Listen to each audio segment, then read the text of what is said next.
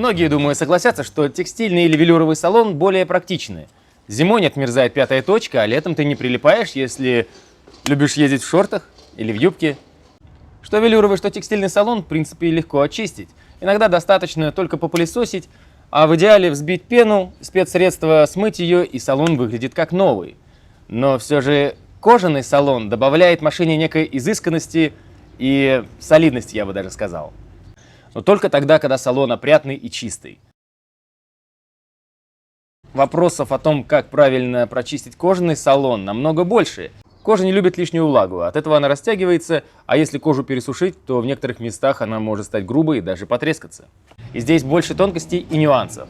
В этом видео мы как раз и поговорим о том, как своими силами провести качественную чистку и уход за кожей салона своего автомобиля.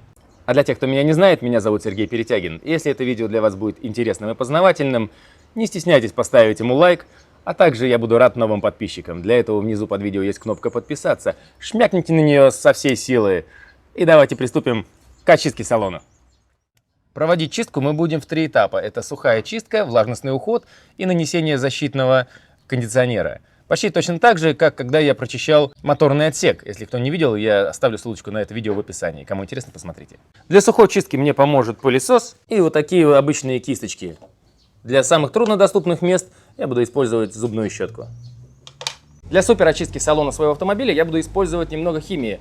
Мы можем даже сравнить, какие из них работают лучше, какие хуже. У меня их много, но в любом случае у нас есть вот универсальные очистители, они хорошо подходят для пластика, также кожи. Есть отдельно для кожи, еще один для него, кондиционер для увлажнения. Это мы вернемся к этому чуть попозже, это уже 3-й этап. И, конечно же, очиститель вот велюра или ковролина. Я специально вот приготовил 2 щетки, чтобы показать. Вот эта вот лохматая щетка очень жесткой щетиной. Такую не стоит применять именно на кожаной обивке. Она может ее поцарапать. Ни к чему это. Должна быть именно вот такая вот мягкая щетинка. И наносить мы будем, когда вот это чистящее средство, будем касаться еле-еле. То есть точно так же, как мы, когда чистим зубы. То есть докасаемся только вот макушкой самой щетинки. Сильно давить смысла нет. Мы таким образом лучше не очистим. А здесь в моем микрофоне села батарейка. Я, конечно, этого не заметил, звук не записывался, так что сейчас я попытаюсь озвучить, что же происходит в кадре. А получилось так, что тот старый пылесос, который был в начале ролика, при включении поработал всего пару минут, после чего сгорел. Мне, конечно, его жалко, но не так жалко, потому что он мне достался совершенно бесплатно, мне его подарили на одной из строек. Но пришлось теперь ехать и покупать новый. Вот наш выбор пал как раз на такой желтенький, и мы сейчас краткий обзор по нему проведем. Мы приобрели его в одном из крупных и известных строительных магазинов. Кроме приятной лимонной окраски, у него есть масса преимуществ. Во-первых, он компактный, он достаточно мощный, тихий и может работать как с мешком, так и без мешка, так как его корпус это и есть пылесборник. Очень удобно. Также его можно использовать для влажностной уборки. Особенно тогда, когда я буду делать химчистку ковролина. В комплекте идут 2 трубки, щетка и дополнительные насадки для более легкой и комфортной работы. А сейчас мой сын Макс поможет нам подключить его, и мы проверим силу всасывания. Чик! Да, сила всасывания достаточно мощная. Давай теперь проверим, как он справится с пылью и грязью, которая набралась у нас в салоне автомобиля. Лично я остался доволен работой желтенького, так что смело могу рекомендовать к приобретению. Чтобы приступить к очистке салона, нужно понять, с какими загрязнениями нам придется работать. Вот как я и говорил, у меня в салоне очень много пыли, песка, вот какой-то трухи с деревьев.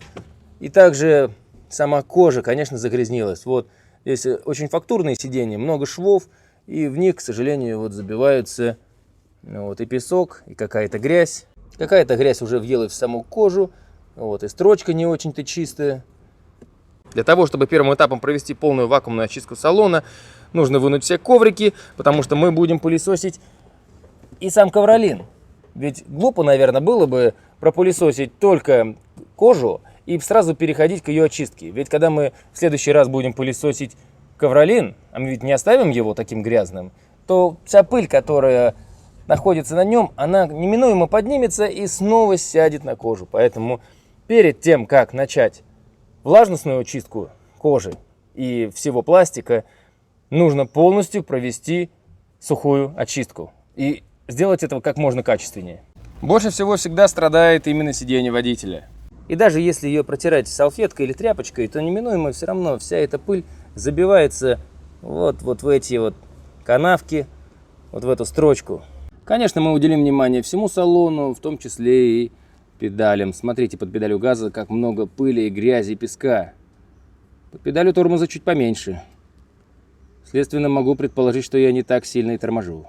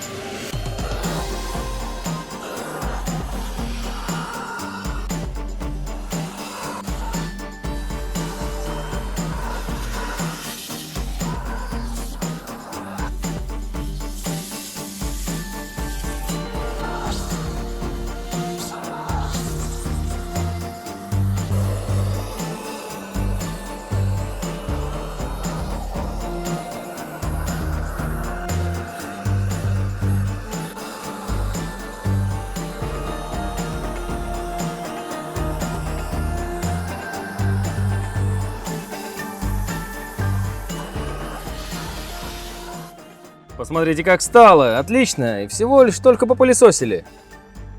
Замечательно. Удалось достать практически все. Весь песок, но пока грязь еще, осталась. Но песок достали. Перед тем, как перейти к очистке самой кожи, я очищу ковролин, используя специальную пену для очистки обивки салона и велюра.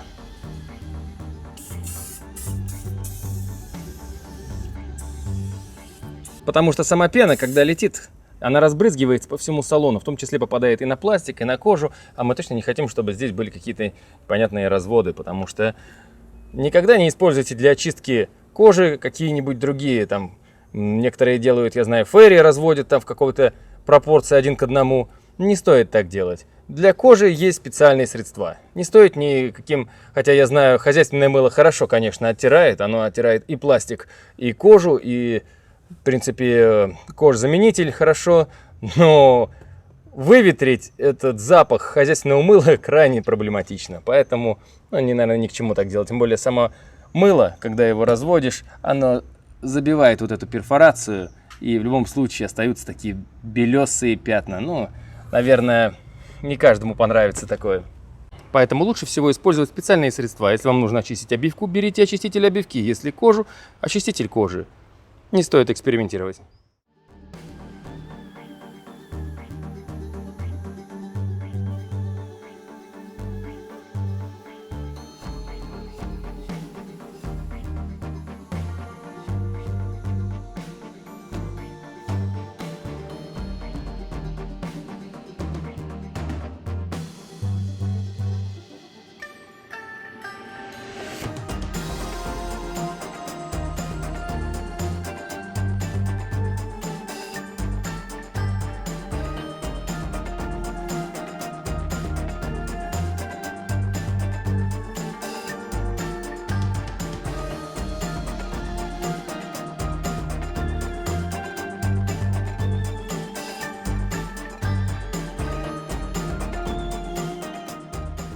Ковролин после этого становится практически сухим, его не надо долго просушивать, а также легко убрать всю воду, которая собралась здесь в контейнере. Ковролин стал просто наичистейший, я даже не помню, когда он такой был.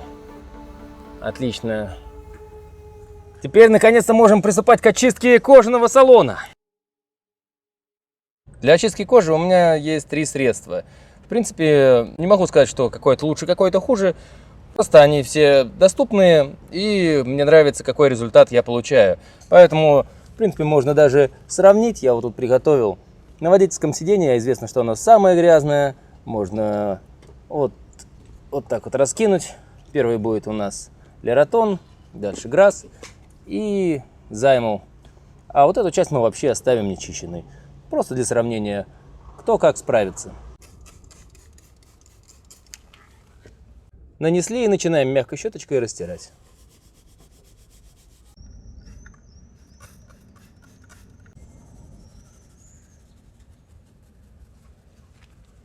Для самих швов и строчки я использую зубную щетку.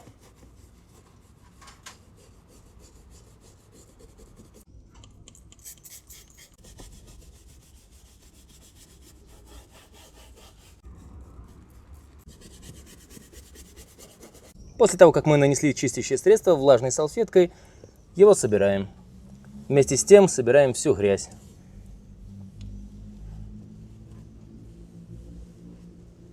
Влажная салфетка должна быть именно влажной, а не мокрой.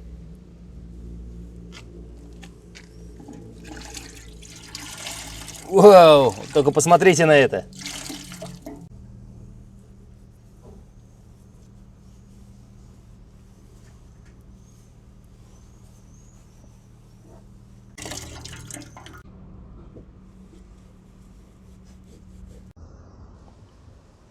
Все, очистку я уже провел, только посмотрите на эту воду. Да, кожа была действительно очень грязная. Первый квадратик у нас чистил Лератон. Понравился, да. Кожа стала какая-то даже более мягкая, но если ее трогать, она немножко хрустит. Почти точно так же, как грязная. Второй квадратик у нас очищал Грасс. Это очиститель для кожи и кожезаменители. Также любых тканей. Ну, да, он какой-то... Ну, в принципе, цвет тоже бархатная кожа стала, но совсем не скрипучая. В принципе, приятный, да. Вот здесь вот немножко. Ага. Если на вид посмотреть, то они практически не отличаются.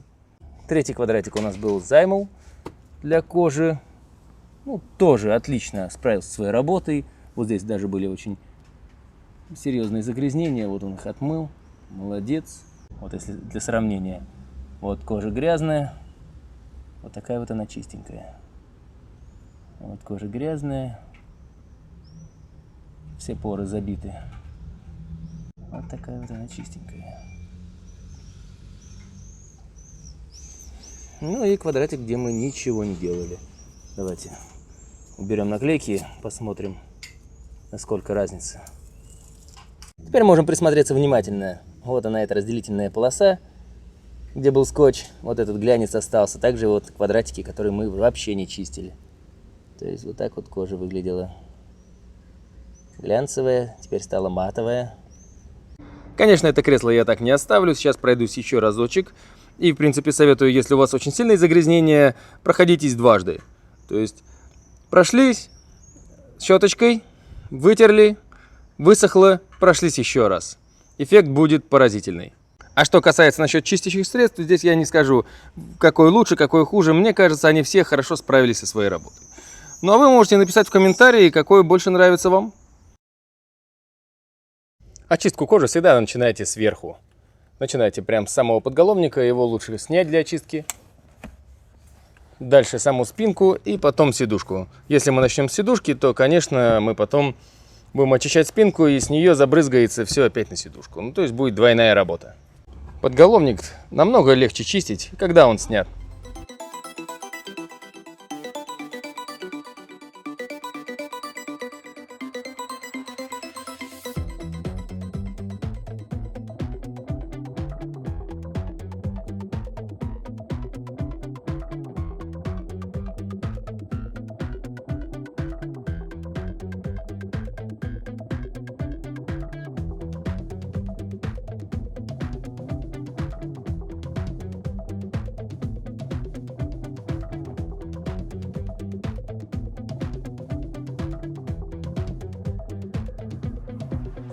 После чистки, пока салон будет просыхать, и чтобы у нас была возможность перейти к третьему этапу, а это самое интересное, у нас есть возможность как следует промыть карты дверей. Все то же самое.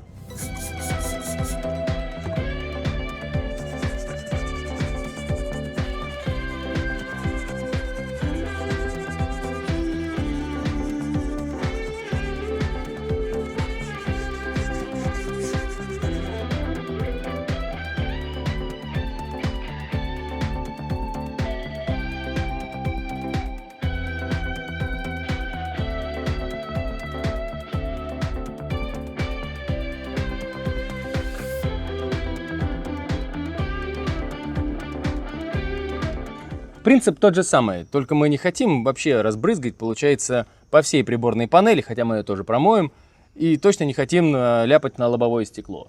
Поэтому аккуратно на кисточку до пены взболтали, аккуратно на кисточку наносим, стряхиваем, и вот как раз этой самой пеной, то, что вот осталось по чуть-чуть, начинаем натирать наш руль. Потому что на нем больше всего грязи, бактерий и всего остального, потому что мы его трогаем постоянно. Конечно, такой приятный руль, особенно субаровский, ну, его так и хочется трогать. Стараемся особо не заливать вот эти вот кнопочки, поэтому очень аккуратно с ними. Мы потом не хотим, чтобы они окислились и что-то перестало функционировать.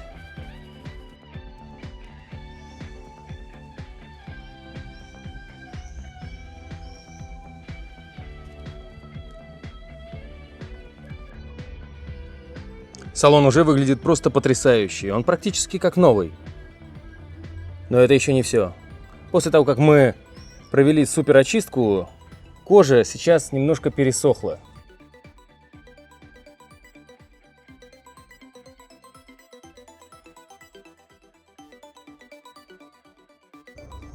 Здесь мы переходим к третьему этапу и будем наносить защитный кондиционер.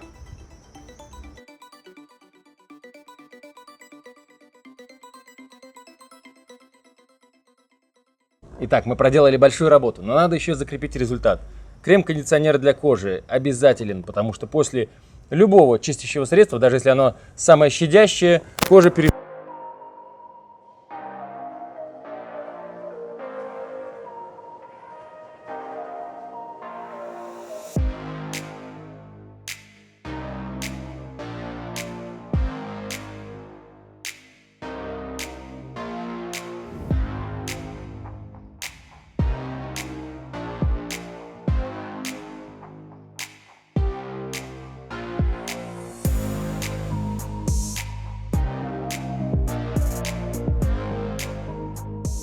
Все прошло 10 минут, все впиталось, уже даже стемнело, поэтому вот я взял фонарик, попытаюсь показать. Теперь мы берем просто чистое фиброполотенце и все располировываем.